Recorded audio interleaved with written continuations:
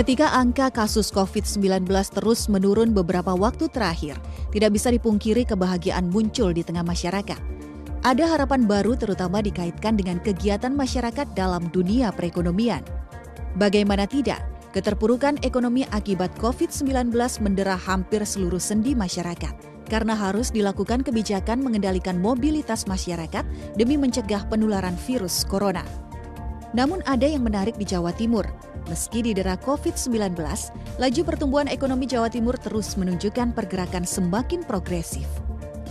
Badan Pusat Statistik BPS mencatat, di triwulan kedua tahun ini angka pertumbuhan ekonomi Jawa Timur mampu melesat hingga 7,05%. Pencapaian ini menjadi kabar gembira sekaligus energi positif bagi Jawa Timur di tengah berbagai upaya dalam menangani COVID-19 serta penerapan PPKM darurat dan PPKM level 4. Menteri Keuangan Sri Mulyani Indrawati saat rapat kerja dengan Komisi 9 DPR RI bulan lalu menyampaikan bahwa pemulihan ekonomi Indonesia sangat dipengaruhi dengan kondisi dan perkembangan COVID-19. Setiap kali COVID naik, maka mobilitas masyarakat harus direm. Dan setiap kali mobilitas masyarakat direm, maka aktivitas ekonominya juga akan menurun, apalagi saat muncul varian Delta. Perjalanan 1,5 tahun berhadapan dengan COVID memberi pelajaran dan pengalaman berarti bagi masyarakat, yang sampai kini harus dihadapi karena belum jelas kapan COVID berakhir. Adaptasi untuk hidup berdampingan dengan COVID menjadi sebuah budaya baru yang menuntut masyarakat untuk kreatif dan berinovasi, mengembangkan dirinya agar tetap bertahan dan tumbuh khususnya dalam upaya membangun perekonomian mereka. Sejumlah hal telah berubah, bukan saja oleh karena dampak COVID, tapi juga era teknologi digital yang mempercepat perubahan di tengah masyarakat sendiri, baik yang mampu memanfaatkannya, mereka yang berproses belajar hingga yang masih awam. Kenyataan tersebut jadi sebuah tantangan sekaligus peluang seperti Jawa Timur. Sebagai provinsi yang dinamis sekaligus inovatif, terutama membangun perekonomian masyarakatnya, pemerintah Provinsi Jawa Timur sangat diharapkan dapat menelurkan kebijakan dan pendekatan dalam mendorong masyarakat untuk tetap semangat dan optimis, bangkit kembali dari keterpurukan. Sebuah kerja besar, merosotnya ekonomi rakyat saat digerus COVID-19, menjadikan daya beli turun, meningkatnya pengangguran dan angka kemiskinan. Seperti disampaikan Menteri Keuangan Sri Mulyani, pemerintah berharap tahun 2021 merupakan tahun pemulihan dan akan berlanjut di tahun 2022. Sebagai upaya pemulihan ekonomi yang berkelanjutan, namun hal itu juga bergantung pada kemampuan mengendalikan COVID-19 itu sendiri. Oleh karenanya ketika kini kabupaten kota di Jawa Timur terus bekerja untuk bisa meningkatkan level daerahnya sebagai indikasi perbaikan penanganan COVID. Perhatian masyarakat kepada pemerintah cukup besar, terutama kebijakan yang dilakukan untuk mengatrol ekonomi rakyat yang terdampak. Di antaranya harapan besar tersebut cukuplah wajar jika sinergi dan koordinasi dari semua unsur dan elemen berjalan lebih baik lagi. Di samping tentunya kebijakan pemerintah dalam membuat APBD yang responsif dan adaptif di tengah bayangan ketidakpastian COVID-19.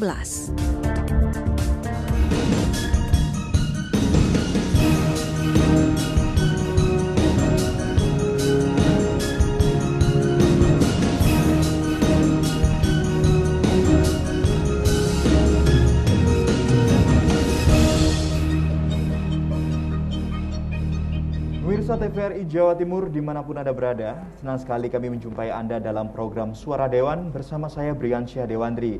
Dan pada kesempatan kali ini kami akan mengajak Anda membahas topik yang sudah kami siapkan, yaitu terkait katrol ekonomi rakyat, di mana kondisi ekonomi menjadi salah satu kondisi tulang punggung kesejahteraan masyarakat yang ada di Jawa Timur. Dan saya tidak sendiri, saya bersama dengan 3 narasumber yang sudah hadir dalam acara ini, yang telah hadir di studio. Kami sambut Bapak Insinyur Arif Abdurrahman STMT. Beliau adalah Kepala Subdirektorat Pengembangan Kewirausahaan dan Karir, sekaligus juga dosen Teknik Instrumentasi ITS Surabaya. Selamat sore. Selamat sore, Mas Brian. Baik, makasih. Dan selain itu juga tersambung melalui sambungan virtual adalah Wakil Ketua DPRD Provinsi Jawa Timur dari fraksi PKB, Ibu Haja Anik Maslaha, SPD MSI. Assalamualaikum Bu Anik, apa kabar? Bu Anik, Assalamualaikum. Halo, Ibu Haja Ani, bisa mendengar suara kami di studio? Baik, Sorry. Oh iya, Assalamualaikum warahmatullahi wabarakatuh. Selamat sore Mas Brian. Mudah-mudahan semuanya sehat Mas Arif dan Pak Alhamdulillah. Andrio. Waalaikumsalam, Alhamdulillah sehat selalu Bu Ani. Terima kasih banyak sudah bergabung. Dan juga selain itu ada dari sambungan virtual kami juga mengundang Sekretaris Dinas Koperasi dan UKM Provinsi Jawa Timur, Bapak Andrio Himawan Wahyu Aji, SHMH. Pak Andrio, selamat sore. Selamat sore, Assalamualaikum warahmatullahi wabarakatuh. Waalaikumsalam Selamat sore warahmatullahi Ibu Ani, Mas Brian, dan Pak Arif. Baik, Selamat sore, salam selamat sehat sore. semuanya, bebas COVID. Siap, insya Allah kita bebas COVID. Nah, ini luar biasa bicara tentang COVID ini ya. Di tengah pandemi yang sudah mulai menurun dan juga angka positivity rate yang juga semakin menurun, di mana kasus positif sudah mulai terlokalisir dengan baik. Tentunya ada harapan untuk kita bisa bersama-sama mengatrol ekonomi. Ya, ini ekonomi menjadi salah satu yang paling penting. Nah, untuk kondisi yang saat ini sedang terjadi, saya ingin tanya ketiga narasumber ini, bagaimanakah pendapat dan juga mungkin ada beberapa mungkin catatan-catatan apa saja kiranya dalam pertumbuhan ekonomi yang kita rasakan dalam waktu dekat ini. Bu Ani terlebih dahulu, Bu Ani, bagaimana menurut Bu Ani? Ya, pertama kita patut bersyukur. Alhamdulillah memang hari ini kita level kedua ya dan terbaik di antara Jawa. Tetapi tidak menutup kemungkinan karena memang kondisinya masih fluktuatif, ini akan muncul varian baru dan lain sebagainya. Maka kemudian kita harus bergotong royong untuk bersama-sama masyarakat maupun pemerintah mempercepat vaksin, kemudian peduli lindung harus perketat, pintu masuk laut udara maupun darat juga harus diperketat. Dan tentu kemudian ekonominya harus bergeliat dengan cepat. Betul bahwa pertumbuhan ekonomi kita sudah luar biasa, tetapi tetap masih lebih rendah dari nasional. Karena nasional 7,07%, Jawa Timur semester kedua ini 7,05%. Nah, seiring dengan itu, hal yang masih menyedihkan di Jawa Timur itu, angka kemiskinannya juga tinggi. Tetapi yang membahagiakan adalah kemiskinan desa ini turun, sehingga kemiskinan kota yang naik. Ini yang menjadi varian baru yang perlu ada solusi. Ya. Ini seiring dengan gerakan dana desa yang alokasinya memang cukup fantastis, sehingga benar-benar mengatrol keterpurukan masyarakat desa. Nah, jadi kondisi Jawa Timur seperti itu. Karenanya perlu kegiatan-kegiatan yang progresif. Satu diantaranya setengah Agustus kemarin, terus terang pendapatan kita sudah 62%, tetapi belanja masih kisaran 51 sekian persen. Artinya ada space 10% yang belum tergunakan. Pertanyaan sederhana adalah, hari ini yang paling ditunggu oleh masyarakat agar sirkulasi keuangan, perputaran keuangan ini bergerak dengan cepat adalah segera gelontorkan anggaran baik pusat maupun daerah, baik provinsi, kabupaten, kota. Ini barangkali prolog saya untuk mengawali diskusi ini. Saya yakin ketika anggaran itu segera digelontorkan, maka segala bentuk akses ya, segala bentuk usaha akan cepat menggeliat. Baik. Baik, terima kasih Bu Ani. Baik, kita juga dengar pendapat dari Pak Andrio sendiri selaku yang juga mengetahui langsung bagaimana kondisi perekonomian mungkin dari sisi koperasi dan UMKM yang ada di Jawa Timur. Bagaimana Pak Andrio sejauh ini laporannya? Siap, matur nuwun, mohon izin Bu Ani dan Bapak Ibu sekalian. Jadi memang sektor UKM ini kan dan koperasi kan sektor yang paling terdampak ya UKM ini, karena memang seperti tadi menyambung apa yang disampaikan oleh Bu Ani, memang pertumbuhan ekonomi kita sudah membaik. Cuman kemarin dengan adanya gelombang baru ini mudah-mudahan pasti nanti ada sedikit penurunan, tapi mudah-mudahan kita sesuai dengan arahan Ibu Gubernur kita harus tetap bangkit. Dan hari ini monggo kalau Bapak Ibu sekalian di Surabaya kita mengadakan KUKM Expo. di Grand City. Apa sih tujuannya? Memang untuk membangkitkan para UKM itu agar mereka berjuang dan berdaya saing. Karena UKM itu adalah yang paling mandiri, Mas. Jadi di Jawa Timur sendiri itu ada 9,78 juta ya UKM, dan 93%-nya itu adalah usaha mikro yang kecil-kecil, yang omsetnya mereka hanya sampai 300 juta per tahun. Jadi ini yang kita dampingi terus-menerus, kita berikan pendampingan dan kita berikan arahan sosialisasi agar mereka di saat pandemi ini mereka bisa berjualan melalui online. Kita bekerja sama dengan semua marketplace online dan juga pelatihan-pelatihan agar mereka bisa berjuang, dan kita juga memberikan pendampingan secara online maupun hybrid ya. Jadi yang sekarang ini kita lakukan, mohon izin Ibu, jadi kita lakukan expo itu tujuannya adalah untuk membangkitkan, dan kita sudah mendapatkan izin dari Satgas Covid karena memang sudah turun. Jadi memang turun, dan ini kita hybrid juga, tidak semuanya hadir di sini, hanya beberapa pelaku UKM yang hadir, tapi kita ada 90 stand di sini. Tujuan kita semata-mata hanya ingin membangkitkan, jangan sampai pergerakan ekonomi itu berhenti. Kalau sudah macet itu susah menggerakkan kembali. Jadi dan 57,25% PTRB Jawa Timur itu ditopang oleh sektor UKM, sektor KUKM. Jadi ini yang harus kita selamatkan karena mereka berjuang dan mereka harus kita dampingi, dan pemerintah harus hadir di sana. Demikian. Baik, terima kasih Pak Andrio. Nah, kita juga dengar dari Pak Arief juga, bagaimana Pak Arief selaku pengamat ekonomi muda ini yang melihat adanya perekonomian yang saat ini sedang kita sama-sama jalankan, dan mungkin ada sedikit masukan nih mungkin dari UMKM, koperasi, ataupun juga beberapa hal yang bisa kita manfaatkan, optimalkan. Monggo. Baik, terima kasih Mas Brian. Sejalan dengan apa yang disampaikan oleh Bu Ani dan Pak Andrew tadi, bahwa pertama-tama kita patut bersyukur dengan kondisi yang saat ini semakin membaik. Kemudian kami juga apresiasi dan terima kasih untuk peran pemerintah yang sampai saat ini telah berhasil mengendalikan COVID-19, tentu dengan partisipasi masyarakat, Mas Brian. Dan selanjutnya kita perlu ketahui bahwa memang pertumbuhan ekonomi di Jawa Timur tadi sudah sampaikan Bu Ani, termasuk juga hal yang patut kita apresiasi dan juga ada secercah harapan, karena tidak sampai kontraksi yang mendalam seperti yang di daerah Bali atau di Kalimantan dan sebagainya gitu. Dan perlu kita cermati bahwa di era COVID-19 ini memang pola pertumbuhan ekonomi masyarakat mulai mengalami pergeseran. Kita tahu bahwa 4 besar pertumbuhan konsumsi masyarakat itu, yang pertama di informasi dan komunikasi, karena memang kebanyakan sekarang sudah work from home gitu kan, atau bahkan work from dimanapun, jadi tidak hanya di rumah, di jalan pun, di pasar, di mall, mereka juga butuh untuk akses internet. Kemudian yang kedua adalah konsumsi air dan limbah, karena mereka sudah lebih banyak di rumah tangga. Dan yang ketiga konsumsi masyarakat di kesehatan, dan keempat ada pertanian. Sehingga 4 sektor ini yang saya pikir perlu kita garap bersama, baik dari pemerintah, dari parlemen, terutama juga dari perguruan tinggi. Jadi kami dari ITS tentu akan sangat menyambut baik manakala ada banyak program yang bisa kita sinergikan. Karena kalau kita melihat kondisi saat ini, kalau kita ingin mengoptimalkan peran serta masyarakat, tentu kita perlu identifikasi 4 hal, Mas Brian. Jadi yang pertama memang posisi kita seperti apa, yang kedua potensinya, yang ketiga ikhtiar apa yang telah kita lakukan, dan keempat evaluasi apa yang akan kita lakukan terhadap ikhtiar-ikhtiar itu.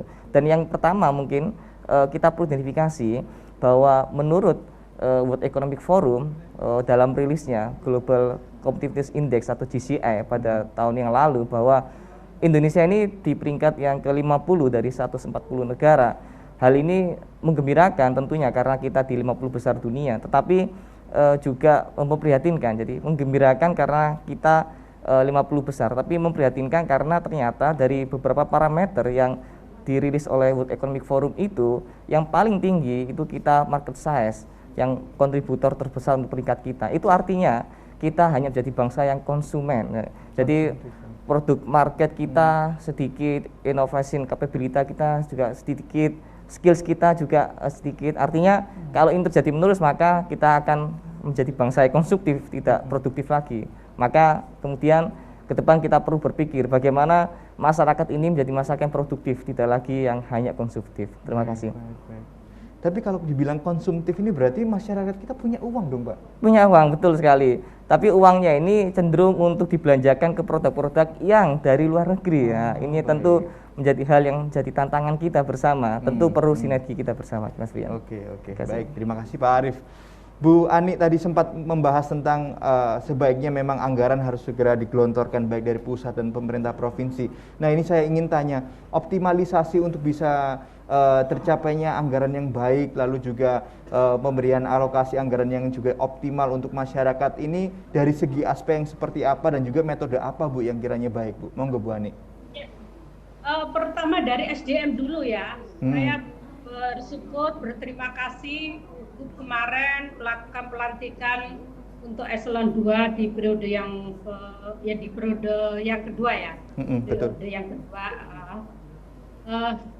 Ini penting saya katakan mengapa ketika kepala OPD itu posisinya PLT, tentu kewenangannya tidak sebesar ketika definitif karena memang surat edaran BKN seperti itu tidak diperkenankan mengambil kebijakan yang berimplikasi pada hukum secara luas lah, semacam itu. Terus terang kalau boleh saya kritik konstruktif adalah sedikit terlambat sesungguhnya. Kenapa? Karena ketika kita harus tetap bertahan dan bangkit dalam 2 tahun ini, tapi kepala OPD-nya PLT, ini berpengaruh. Dan alhamdulillah sudah hampir 90% terisi. Maka kemudian yang kedua, sinergitas antar OPD tidak berjalan sendiri-sendiri. Kalau berjalan sendiri-sendiri, maka terjadilah konstruk pembangunan yang tidak bisa utuh dan tidak bisa cepat. Maka saya tahu di Jawa Timur dan beberapa kabupaten kota ada yang namanya tim gerak cepat. Misal nih, infrastruktur, bangun jalan. Maka antar PU, Cipta Karya, Bina Marga, Pengairan, ini harus satu. Jangan sampai kemudian karena tidak ada sinergitas antar PU, bangun jalan duluan, jalan bagus, baru ada lubangan untuk drainase.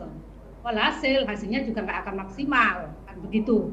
Seringkali terjadi seperti itu di negara kita ini. Ini salah satu bentuk sinergitas antar OPD tidak ketemu.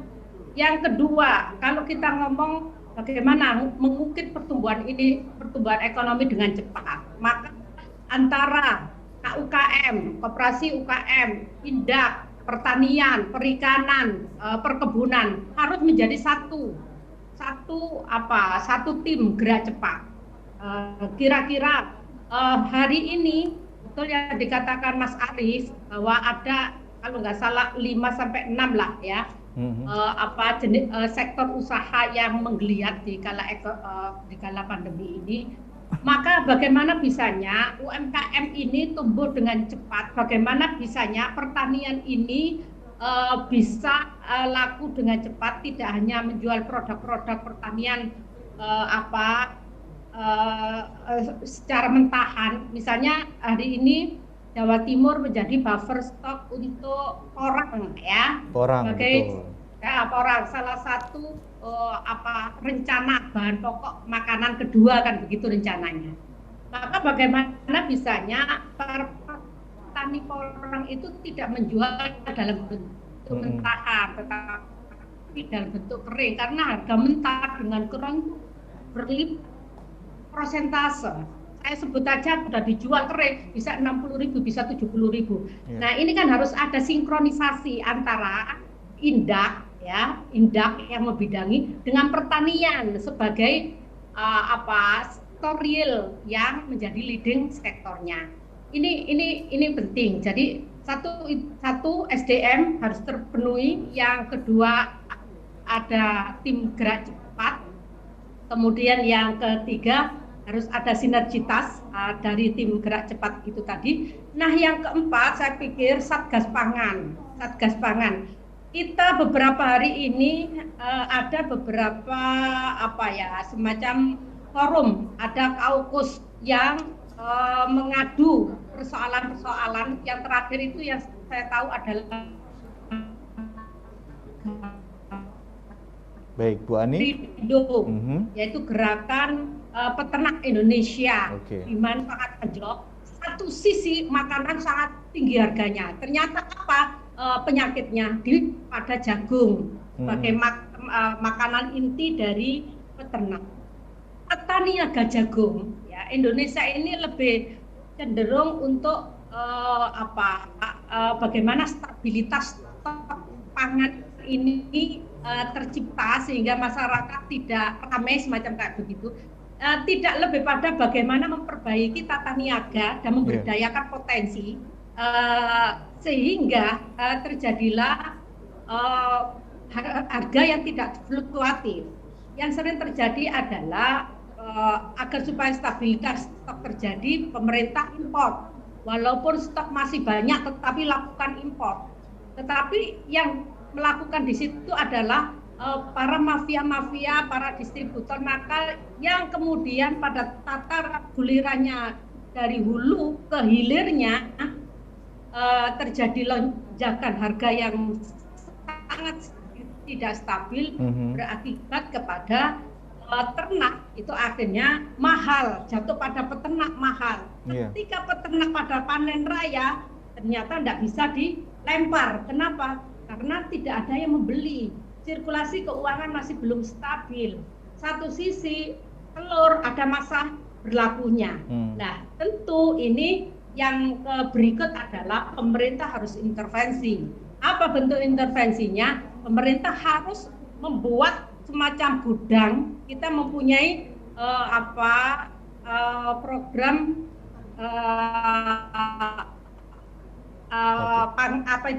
gudang pangan, apa namanya saya lupa, yang ditangani oleh salah satu BUMD, ya, yang saya tahu adalah PWU yang menangani itu, harus dibeli oleh pihak pemerintah. Kenapa? Masyarakat tidak mampu membeli, uang belum berjalan dengan baik, maka stok harus dilakukan oleh pihak pemerintah. Jangan stok dilakukan oleh pihak distributor, karena kalau stok dilakukan oleh pihak distributor, yang terjadi adalah fluktuasi harga yang tidak stabil. Tidak stabil. Baik. Itu saya pikir yang paling akhir Satgas Pangan. Satgas Pangan harus melakukan pengawasan intens. Presiden sudah mengeluarkan aturan, kalau nggak salah impres ya, instruksi Presiden, bahwa untuk stabilitas harga ini perlu dibentuk yang namanya Satgas Pangan yang diketuai oleh sekretaris daerah. Jadi provinsi pusat ada, provinsi ada, kabupaten kota ada. Bersama dengan anggotanya, ada Polda juga, ada Pol PP, ada Indak, ada kalau nggak salah 6 OPD lah kalau nggak salah seperti itu. Baik. Nah, saya pikir ini yang harus terjun benar. Jadi ketika ada fluktuasi harga yang sangat melonjak, maka perlu dilakukan obral pasar atau apalah istilahnya kayak begitu. Kestabilan harga. Baik. Ini saya Iya, Bu Ani. Saya cukup tertarik dengan ini, menjual bahannya jangan sampai bahan-bahan mentah seperti porang yang mentah dan sebagainya. Kalau bisa dikemas dengan baik, diolah menjadi satu bahan yang lebih bervaluable. Saya pernah ingat dulu itu ada rumput laut yang memang dijual murah ketika jadi rumput laut biasa, tapi jadi mahal ketika jadi kosmetik. Nah, ini yang menarik ini. Saya mau tanya ke Pak Andrio. Adakah Pak Andrio program dari pemerintah sendiri untuk mendampingi UMKM maupun juga mungkin petani juga untuk bisa mengetahui bagaimana bisa meningkatkan value terhadap suatu produk supaya yang dijual itu memiliki daya beli tinggi untuk masyarakat. Monggo, Pak Andrio. Iya, siap, matur nuwun. Mohon izin, memang di tempat kami, Pak Brian, jadi memang ada 5 aspek ya kami dampingi untuk para pelaku UKM. Yang pertama itu adalah melalui pemberdayaan peningkatan kelembagaan, jadi kami mendorong untuk para pelaku-pelaku UKM itu untuk berlembaga menjadi sebuah koperasi. Karena kalau mereka berlembaga, itu mereka akan lebih kuat, akan lebih tahan, dan mereka istilahnya bisa gabung ke asosiasi atau berlembaga secara koperasi. Terus kemudian yang kedua itu adalah peningkatan kualitas SDM. Kita dampingi peningkatan kualitas SDM-nya itu melalui pelatihan manajerial, vokasional dan kompetensinya seperti apa. Jadi kita kalau dulu kita punya UPT di Malang, jadi memang kita dampingi secara offline waktu itu, tapi sekarang karena memang musim pandemi kita harus menyesuaikan dan kita melakukan pelatihan secara offline dan online. Kita ada Sijawara, ada aplikasi Sijawara. Monggo Bapak Ibu sekalian para pelaku UKM bisa mengikuti. Itu Sijawara itu melakukan pendampingan, pelatihan-pelatihan bagaimana cara membuat produk yang baik, bagaimana cara mengemas yang baik, bagaimana cara membuat laporan keuangan UKM yang baik, sampai dengan pembiayaan dan peningkatan kualitas produknya. Terus yang ketiga, kita istilahnya dari aspek peningkatan kualitas produk, kita mendampingi mereka, Bapak Ibu, jadi kita mendampingi mereka untuk bagaimana mereka bisa umpamanya memfoto produk seperti apa, ya kan? Karena sekarang di zaman online ini produknya fotonya harus menarik. Iya, gitu. betul. Terus juga kalau nggak menarik nanti di marketplace online nggak akan tertarik. Terus habis itu bagaimana mereka istilahnya plastiknya lebih tebal, expirednya lebih lama, rasanya lebih enak. Karena tidak tertutup kemungkinan ada beberapa UKM kami yang malah meningkat penjualannya melalui online karena memang borderless ya. Jadi dari manapun bisa pesan. Terus kemudian yang keempat, kita mendampingi pemberdayaan melalui akses permodalan. Jadi kita dampingi mereka untuk istilahnya kan ada KUR, kredit usaha rakyat, terus kemudian ada Dagulir yang bunganya rendah itu, terus juga ada LPDP yang di atas 1 miliar itu dari Kementerian Koperasi kita teruskan ke para pelaku UKM dan koperasi. Terus kemudian yang kelima itu adalah kita melakukan pemberdayaan mendampingi mereka melalui aspek pemasaran. Jadi kita tidak hanya sekarang offline, jadi kita punya 2 galeri, Galeri Batik dan Jin Ramata CTH di depan kantor kami untuk mewakili 38 kabupaten kota yang berjualan. Mereka menitipkan produk-produknya di situ free tanpa dipungut apapun. Jadi kita show off-kan di sana dan kita juga jual melalui marketplace online yang kita kerjasamakan. Semua kita kerjasamakan, ada Tokopedia, ada Blibli, ada Bukalapak, itu kita kerjasamakan. Dan terakhir ini ada Shopee ya Pak. Shopee kita juga kerjasama juga untuk bikin UKM university. Jadi nanti ke depannya lagi digagas agar kita istilahnya kita kerjasama dengan siapapun, semua marketplace online tanpa pandang bulu. Jadi mana itu yang bermanfaat bagi UKM Jawa Timur itu yang kita kerjasamakan. Jadi dari 5 aspek itu kita kerjasamakan dengan mereka. Oke, baik. Terima kasih Pak Andrio. Nah, kita nanti juga akan bertanya ke Pak Arief juga, bagaimanakah kita bisa menambahkan nih kecerdasan atau setidaknya kepekaan kita terhadap suatu produk, menjual sesuatu, atau mungkin melihat sisi-sisi yang menarik di perekonomian yang ada, potensi yang ada di Jawa Timur ini. Tapi sebelumnya kita ikuti dulu pesan-pesan berikut ini untuk Anda. Tanpa disadari, virus dapat menyebar di sekitar kita melalui hal yang dilakukan sehari-hari. Virus tersebut dapat menular secara berantai, mulai dari satu orang ke orang yang lain, lalu ke orang lainnya lagi, hingga dapat menular ke banyak orang.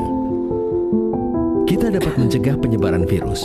Tutup hidung dan mulut ketika batuk atau bersin. Buang tisu bekas pakai ke tempat sampah tertutup. Cuci tangan pakai sabun sesering mungkin. Semakin banyak yang mencegah, semakin banyak yang terlindungi. Dipersembahkan oleh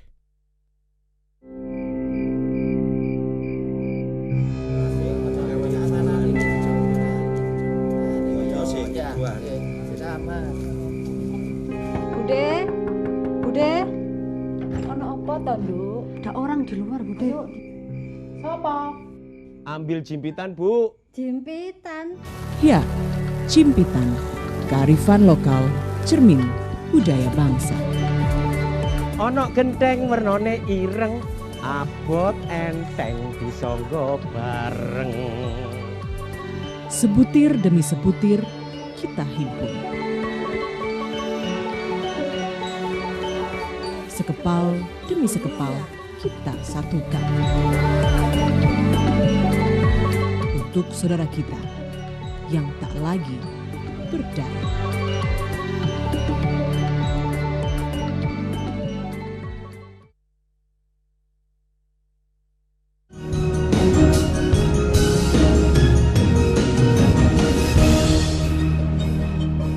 Terima kasih Anda masih bersama kami dalam program Suara Dewan dan dalam topik Katrol Ekonomi Rakyat. Tadi kita sudah mendengar berbagai macam masukan, gagasan dan juga berbagai macam insight dari macam-macam masyarakat yang disampaikan oleh Bu Ani sebagai Dewan. Lalu juga kita mendengarkan mungkin program-program dari pemerintah khususnya Dinas Koperasi yang sudah juga banyak sekali langkah-langkahnya. Tapi kali ini kami juga ingin dengar bagaimanakah sebenarnya kita harus punya kecerdasan ya terkait ekonomi, pemahaman terkait sebuah hal-hal mungkin itu produk atau sebagainya, sehingga kita nggak jadi bangsa yang hanya konsumen tapi juga kita bisa jadi produsen. Baik, Pak Arief, dari hal itu menurut Bapak sendiri bagaimana ini? Ya baik, makasih Mas Brian. Jadi seperti yang tadi kita sampaikan di awal bahwa identifikasi awal itu kan kita ketahui bahwa tingkat konsumsi masyarakat kecenderungan yang pertama di bidang IT, informasi dan komunikasi, yang keempat di bidang pertanian. Nah ini yang perlu kita coba garap bersama.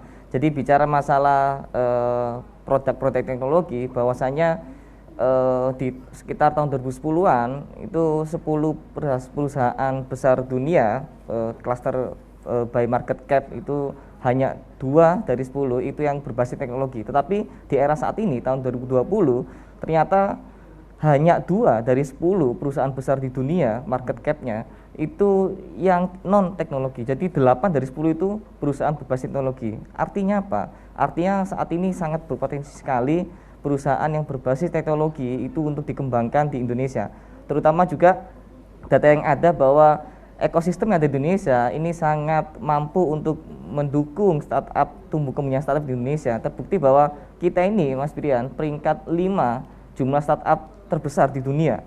Bahkan kita unggul 1 peringkat di atas Jerman.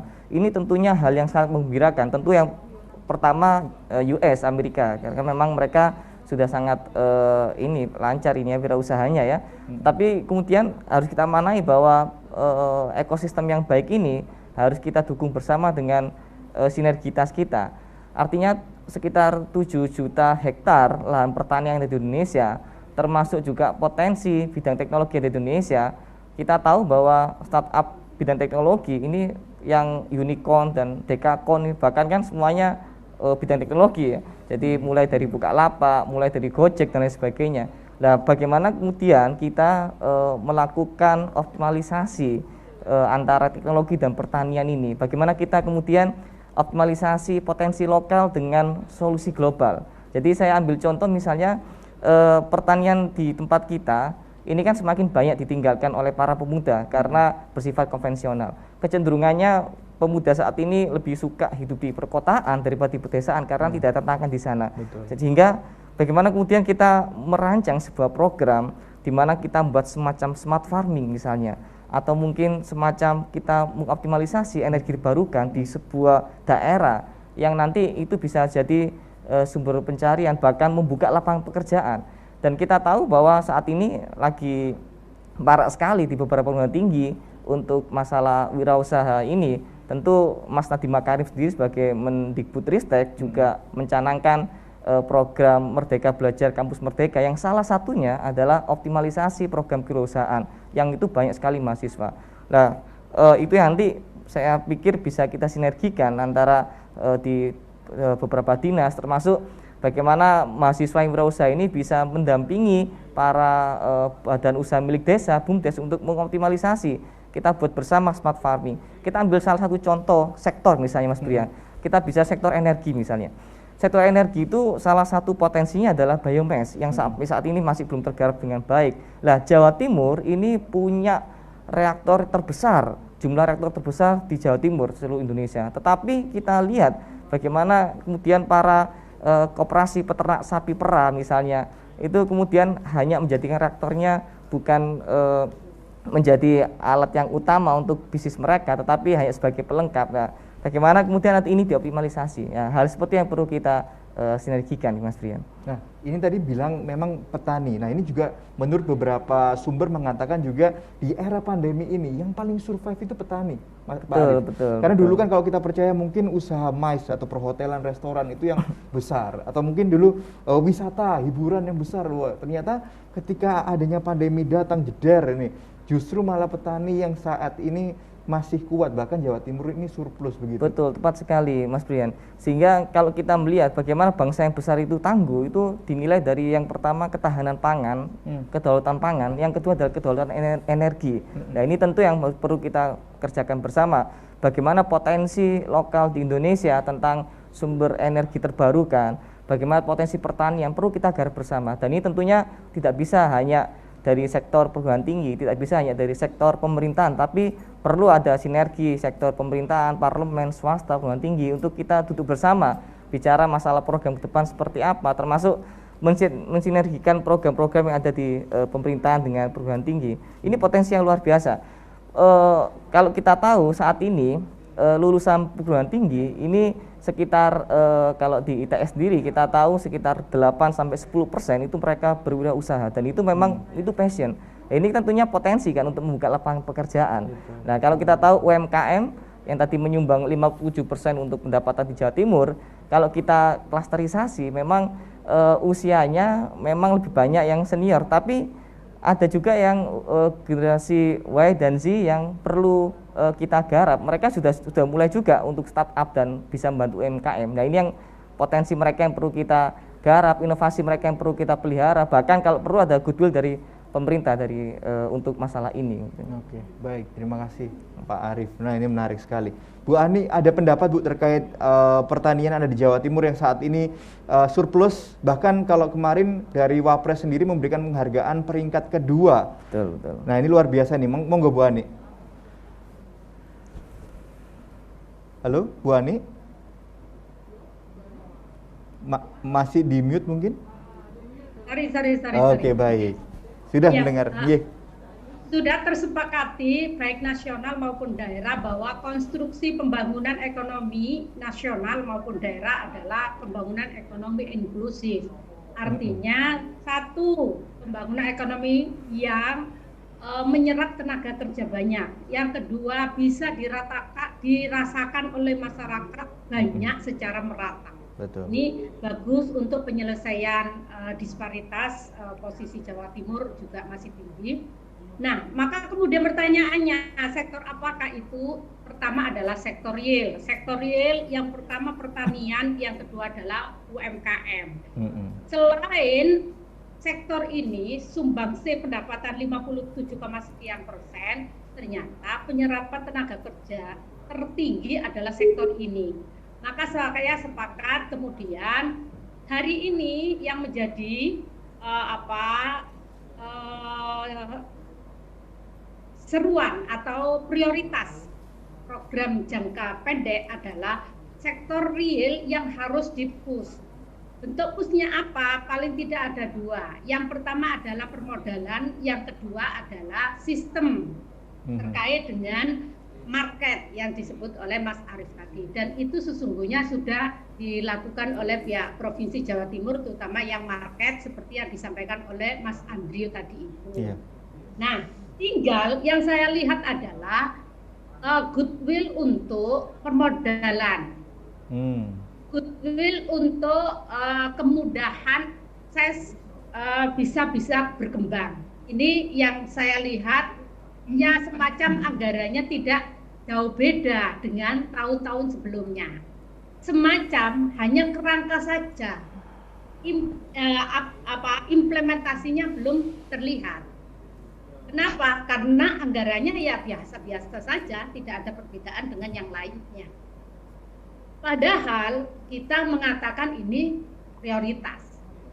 Oleh karenanya saya berharap paling tidak di rumusan perubahan APBD di tahun 2021 yang sedang berproses ini benar-benar menunjukkan arah itu, ya, sehingga ada perubahan yang signifikan.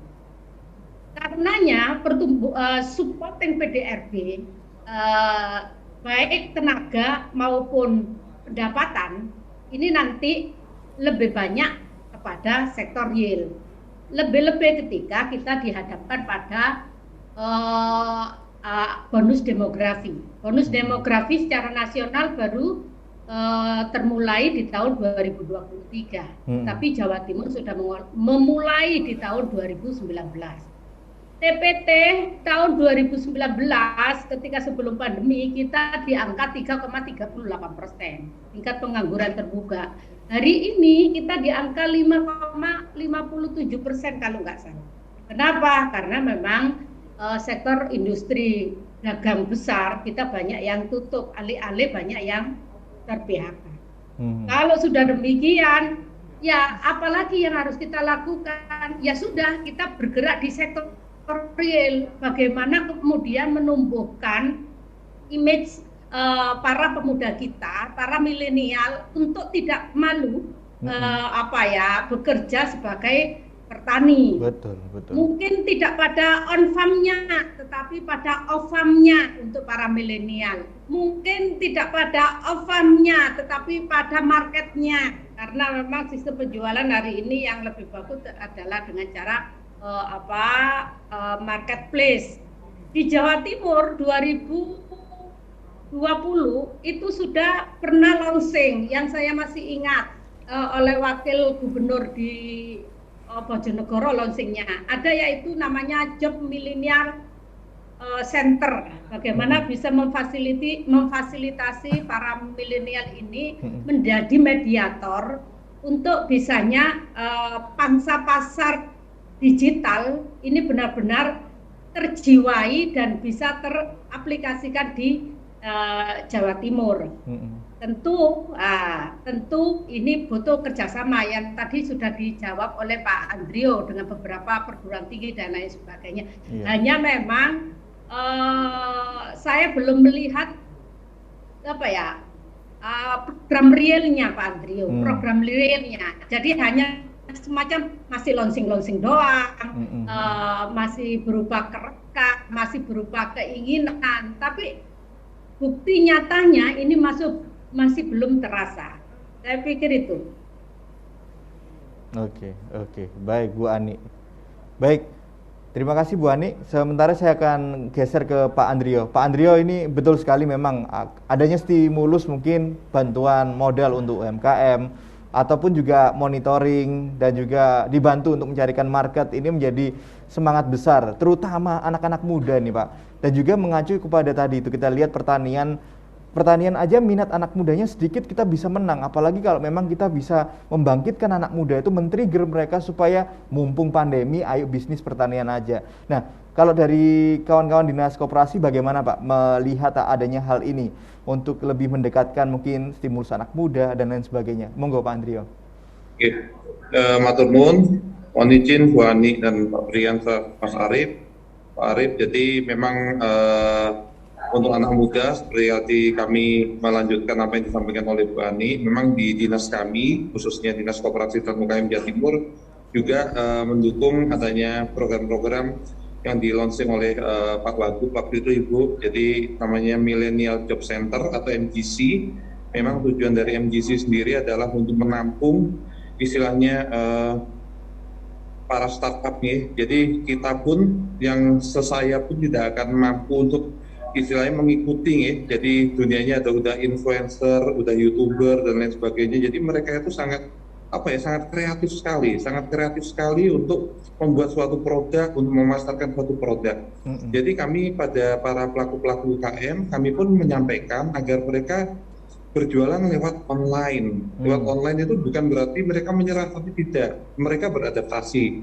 Monggo mereka bisa tanya ke anaknya yang masih SMA. Contohnya izin istri saya sendiri, tanya sama anak saya yang SMP SMA yang mereka memang bisa gadget ya dan berjualan online. Ternyata itu hasilnya luar biasa. Jadi kita juga melaksanakan di beberapa aspek pemberdayaan kami tadi seperti Bu Ani sampaikan, kita sangat mendukung ke program-program MJC. Jadi bagaimana cara mereka memfoto produk, terus kemudian menjual lewat YouTube, lewat Instagram, terus kemudian lewat media sosial lainnya, lewat TikTok. Nah, seperti itu. Jadi kita juga mendampingi. Jadi kita ada mentor-mentor, Bapak, di tempat kami yang mereka melaksanakan pendampingan itu melalui online. Karena memang tidak mungkin sekarang dari 38 kabupaten kota itu hadir di Surabaya atau di Sidoarjo semuanya, karena kantor kami kan di Juanda nomor 22 di Sidoarjo. Nah itu nggak mungkin mereka hadir, tapi kita mendampingi dan mereka melalui, kita ada Instagram juga, perlu kami sampaikan ada klinik KUKM Jatim, di sana ada pelatihan-pelatihan yang bisa diikuti dan mereka mendapatkan e-sertifikat. Terus kemudian kita ini kan MDC itu untuk menjawab gig ekonomi ya, jadi yang sudah kekinian lah istilahnya, udah digitalnya udah 5.0 ya sekarang itu, jadi ini untuk menjawab seperti itu. Jadi memang kita memberikan pelatihan-pelatihan MDC, ada klien, ada mentor itu yang kita dampingi sampai mereka bisa mengeluarkan suatu produk. Terus kemudian tadi masalah permodalan Ibu, jadi mohon izin, jadi memang kita juga meneruskan memfasilitasi, jadi dari kementerian kita ada BIPUM atau bantuan bagi para pelaku usaha mikro, itu di Jawa Timur sekarang sudah tersalur 1,7 triliun sekian untuk 1.441.000 sekian para pelaku usaha mikro. Jadi memang di tahun 2020 kemarin memang masih menerima 2,4 juta, tapi di tahun 2021 ini memang menjadi 1,2 juta per pelaku usaha mikro. Tujuannya apa sih? Tujuannya memang untuk lebih banyak yang dapat, lebih banyak yang tertolong. Jadi itu istilahnya mereka dapat menggunakan modal itu sebagai modal kerja mereka, istilahnya mereka bisa menyambung nafas hidupnya, ya kan, untuk berjualan. Jadi memang hal-hal itu yang kita tekankan, dan kita juga terus-menerus kita mendampingi mereka untuk mendapatkan KUR, karena KUR ini kreditnya sangat bunganya sangat kecil. Kredit usaha ini hanya sampai 3% sampai 4%, dagulir KUR ini hanya sampai kecil. Jadi bagaimana mereka bisa bernafas lah. Kita ini sangat concern sekali karena kita sendiri secara pribadi maupun lembaga juga tidak tega karena melihat para pelaku-pelaku UKM. Dan yang real Ibu, ini memang ini yang kita nekat mengadakan UKM Expo ini, itu tujuannya itu agar Jatim menjadi bangkit ya. Tagline Ibu Gubernur itu kan Jatim bangkit. Betul. Ini benar-benar Ibu Gubernur itu mendorong kami agar berani melakukan suatu gebrakan yang penting terukur dan tidak melupakan prokes.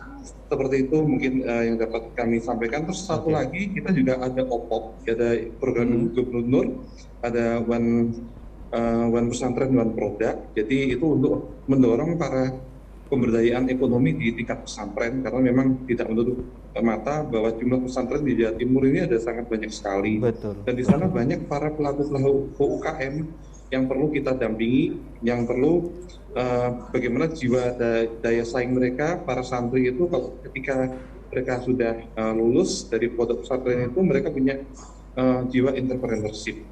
Begitu, Pak Nur.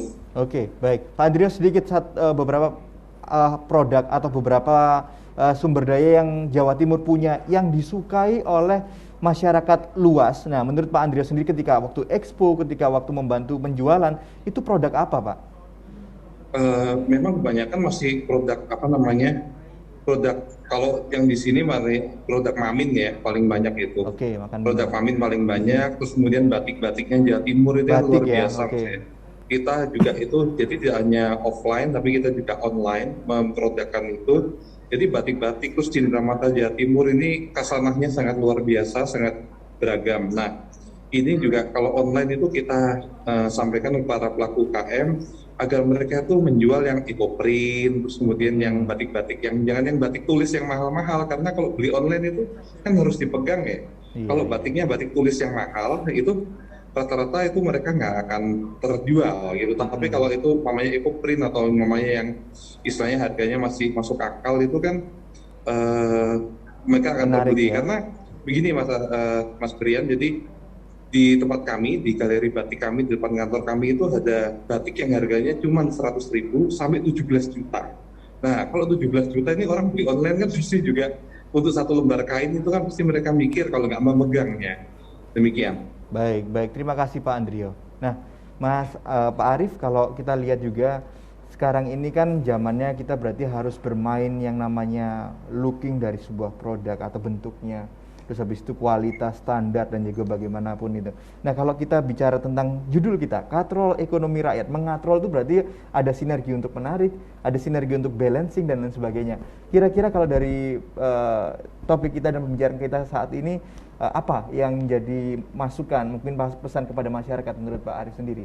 Ya, tentu kita perlu optimalisasi potensi yang tadi kita bersama-sama diskusikan. Jadi yang pertama tentang bonus demografi ini, jangan sampai nanti akan menjadi bencana demografi kalau tidak diiringi dengan peningkatan skill, kompetensi, dan kualitas pendidikan. Kemudian ada potensi tadi pondok pesantren yang menarik. Barusan kemarin memang keluar Perpres 82 nomor tahun 2021 yang menjelaskan tentang pendanaan pesantren. Nah, ini tentu jadi hal yang menarik untuk kita optimalisasi karena memang potensi pesantren juga luar biasa di Jawa Timur, juga terbanyak di seluruh Indonesia. Nah, ini tentu akan menjadi stimulus untuk pergerakan ekonomi kita, termasuk bagaimana kualitas produk kita bisa ditingkatkan. Apabila itu produk teknologi, maka bagaimana kemudian kita meningkatkan tingkat kesiaprapan teknologi atau TKT dari level 1 sampai 9 itu kalau bisa level 9. Termasuk bagaimana kita meningkatkan TKDN, tingkat kompetensi dalam negeri dalam sebuah produk itu. Sehingga nantinya implementasi revolusi industri 4.0 tidak hanya berjalan di hilir, tidak hanya berjalan di marketplace, tetapi juga berjalan di hulu, berjalan di pengolahan bahan baku, berjalan di sistem produksi. Tadi yang kami sempat sebutkan bagaimana kita menggunakan sistem instrumentasi dan kontrol untuk pemanenan, bagaimana kita bisa smart farming, petani juga bisa menganalisis panennya sendiri, menganalisis hambanya sendiri. Sebenarnya sangat banyak sekali kreasi anak-anak muda ini, terutama yang di perguruan tinggi. Kita mengenal tiap tahun ini ada Pekan Ilmiah Mahasiswa Nasional, itu sangat banyak sekali kreasi yang bisa dihilirisasi, diimplementasi ya. Tinggal bagaimana nanti kita bisa kolaborasi bersama, produk-produk ini bisa segera diterapkan di tengah masyarakat untuk mendukung kesejahteraan dan meningkatkan ekonomi di masyarakat. Oke, baik. Kalau kita lihat sekarang perbaikan adanya pandemi yang semakin kita bisa kontrol ini, Pak Arif optimis kita bisa bangkit, Pak? Insya Allah kita optimis. Kita adalah bangsa yang pejuang. Kita harus bangsa yang tangguh dan kita wajib optimis untuk itu. Baik, terima kasih luar biasa. Baik, Bu Ani, ini sebagai juga pernyataan pamungkas menuju ke detik-detik kita berakhir di acara Suara Dewan ini.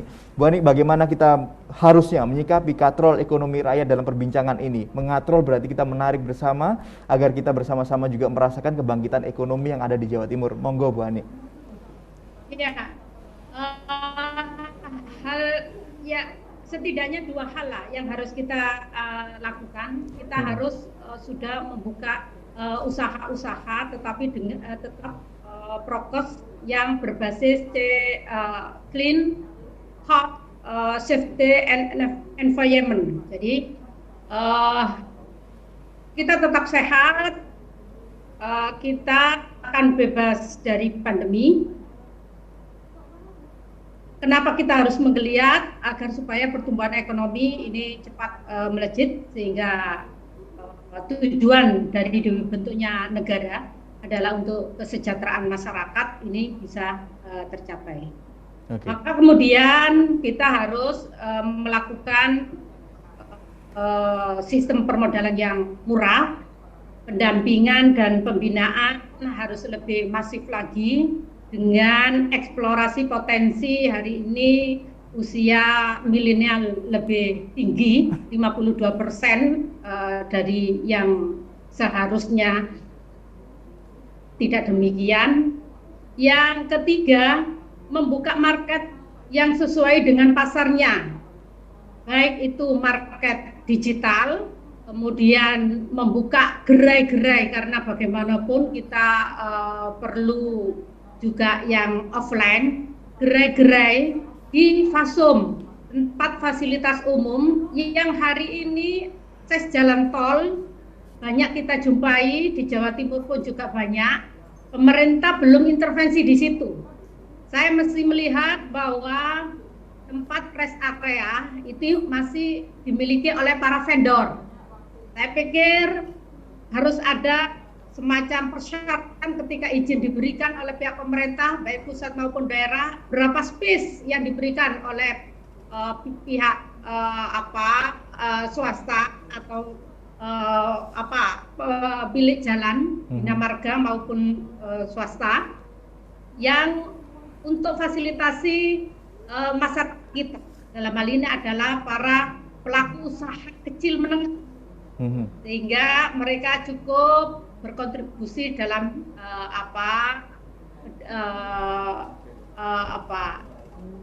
retribusi saja. Ya.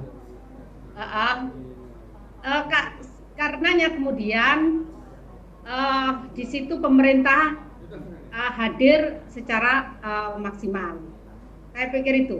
Baik. Terima kasih banyak untuk Bu Anik, terima kasih banyak juga untuk Pak Andrio, terima kasih banyak untuk Pak Arif untuk waktunya tadi. Mudah-mudahan ini tadi harapan kita bersama yaitu mengatrol ekonomi yang ada di masyarakat, kita bersama-sama bisa lakukan masukan-masukan tadi yang sudah dilaksanakan, kita jalan terus. Yang paling utama yaitu bersinergi, karena zaman sekarang bukan waktunya kita berkompetisi, melainkan kita melaksanakan kolaborasi, begitu ya.